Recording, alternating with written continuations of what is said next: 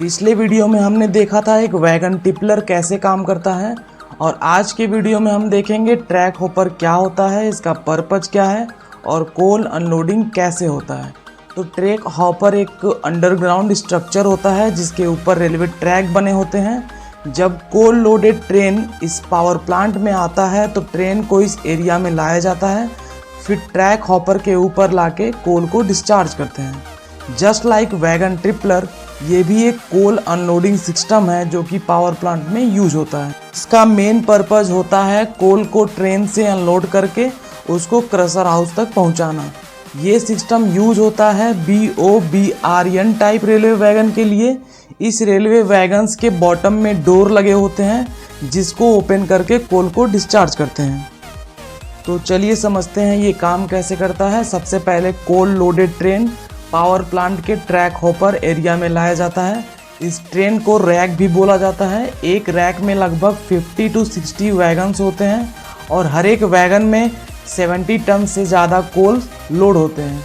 Locomotive train धीरे धीरे आगे ले जाते हैं ताकि वैगन बिल्कुल सही पोजीशन पर ट्रैक हॉपर के ऊपर आ सके।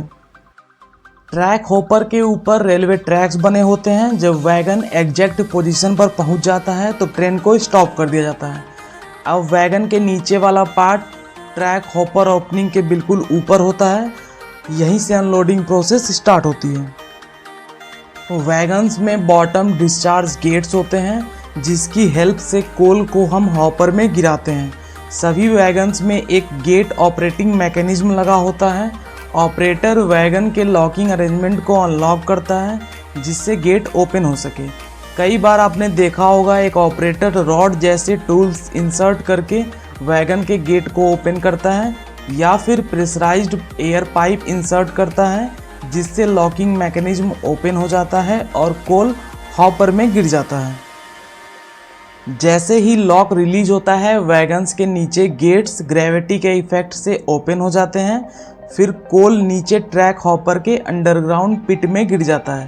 ट्रैक हॉपर एक बड़ा कंक्रीट पिट होता है जिसमें कोल को कुछ देर के लिए स्टोर किया जाता है। ट्रैक हॉपर के अंदर जो कोल गिरता है वो डायरेक्टली आगे नहीं भेजा जाता, पहले वो हॉपर में कलेक्ट होता है।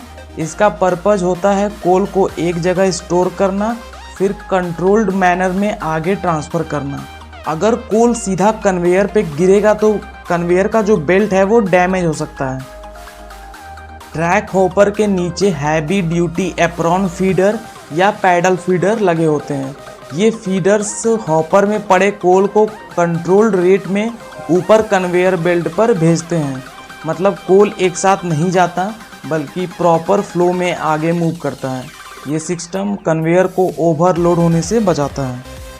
फीडर से कोल कन्वेयर बेल्ट पर आता है। कन्वेयर बेल्ट कोल को क्रशर हाउस तक ले जाता है। कन्वेयर सिस्टम कॉन्टिन्यूस होता है इसलिए कोल का फ्लो भी कॉन्टिन्यूस बना रहता है।